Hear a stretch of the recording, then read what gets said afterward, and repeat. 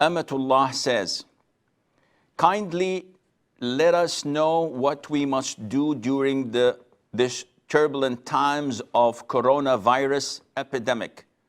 What are the du'as? What are the precautions? And must men stop attending masjids and Friday prayers? First of all, whenever we want to discuss something that impacts Muslims, it is our duty to fall back and search Qur'an and the Sunnah and what the trusted scholars of Islam said about this. So our logic, our process of thinking is different than other people because we have foundation that we rely on to look at things and know their reality. We as Muslims believe that whatever happens in this universe was preordained by Allah Azza wa Jal. And this was for a legitimate reason, and the justification lies with Allah Azza wa Jal, who is knowledgeable, powerful, and fair. So our hearts are calm with whatever Allah chooses for us. Yet, we have to understand that all this around us is the creation of Allah. Viruses are not different. Viruses are a creation of Allah Azza wa Jal. They are soldiers of of Allah the Almighty. And they do not act from their own selves. And this is why when we deal with it, we have to deal with it in an Islamic way. The Prophet ﷺ visited one of the female companions who was suffering from fever. So he said, "O Sa'ib, you're suffering from this fever and we can tell by the way you look, by the way you sound." So she said, "Yes, O Prophet of Allah, may Allah not bless fever." So she is cursing fever. So the Prophet said, "Do not curse the fever because it is your share and portion from hellfire." Meaning that Allah Azza wa Jal, if He were to punish a person in hellfire, the fever he's afflicted by in this life erases that punishment on the day of judgment. And also the Prophet ﷺ prohibited us from cursing the wind. Wind that destroys things, hurricanes, tornadoes. The Prophet ﷺ said, "Do not curse the wind, for it was ordered by Allah Azza wa Jal." And likewise, cursing the day I saw you. It was a black year that we met. And may Allah Azza wa Jal curse the time I should talk to you. Cursing the time, the year, days and months, they don't have a choice of their own. They don't impact our lives. It's what Allah preordained in them that affects us. So when you curse the viruses, the wind, or time, you're actually cursing Allah, the facilitator of things. And this is something that people should be aware and avoid.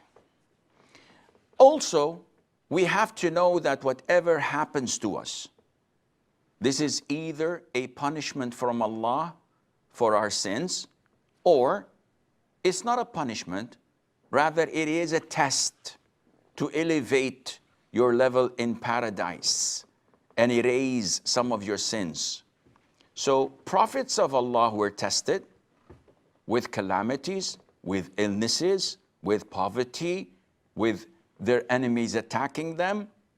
This wasn't a punishment. It was to erase sins and to elevate their place in paradise. And to us, generally speaking, whatever happens to us is something to erase our sins and a punishment. Allah says in the Qur'an, وَمَا أَصَابَكُم مِّن مُّصِيبَةٍ فَبِمَا كَسَبَتْ أَيْدِيكُمْ وَيَعْفُو عَن كَثِيرٍ. And whatever strikes you of disaster, it is for what your hands have earned. But He, that is Allah, pardons much. This is what the companions understood. May Allah be pleased with them. Umran ibn al-Husayn fell sick one day, and his companions came to visit him. And one of them said, I feel sorry for what you're going through and for your suffering. And he said to him, don't. This is because of a sin. And what Allah Azza wa Jal pardons is far greater than what you're seeing.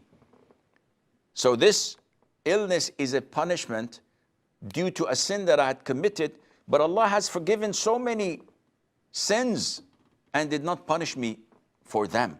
So don't be sorry. We have to understand what is happening.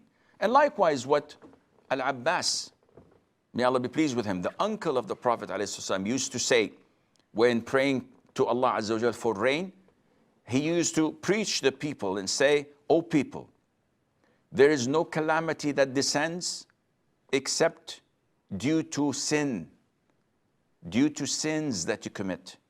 And it would not be uplifted, that is the calamity, until you repent to Allah subhanahu wa ta'ala. So this is the understanding of the companions, may Allah be pleased with them, that this was caused by our sins. And not necessarily that everyone inflicted by such a calamity or an illness is sinful. As I stated earlier, it can be to erase his sins and to elevate his position at the side of Allah. So we have a situation. Is it an epidemic? Or is it far greater and it's pandemic? Well, if you look at the facts, you find out that throughout all those infected with this virus, the fatality is around 2%. And among all those infected by it, the recovery rate, some make it up to 80%. And I got a call a couple of days ago from Belgium, and the brother said that they had discovered 2 cases. I don't know, maybe it's much more now, in Belgium. And he says, can we skip Friday prayer? I said, SubhanAllah. Is this an epidemic? To my observation, it is not. Yes, people are hyping it. People are inflating it. But is it actually a world threat or not? Either way, this is not something for me to decide, but it is not something to be classified as a plague or something that threatens the well-being of all people. Scholars say that when it comes to plague, this is a specific pandemic that the Prophet ﷺ told us, if you hear of it in a location, do not go there. And if it strikes a place you are at the moment in, do not run away from it. Do not exit. This is what is known as quarantine in modern times. The Prophet said that 15 centuries ago. So, by this sense, can we compare the coronavirus to the plague? The vast majority of scholars say no. Plague is different because the Prophet told us that the plague is martyrdom to those who die with it. So you should not run away from martyrdom.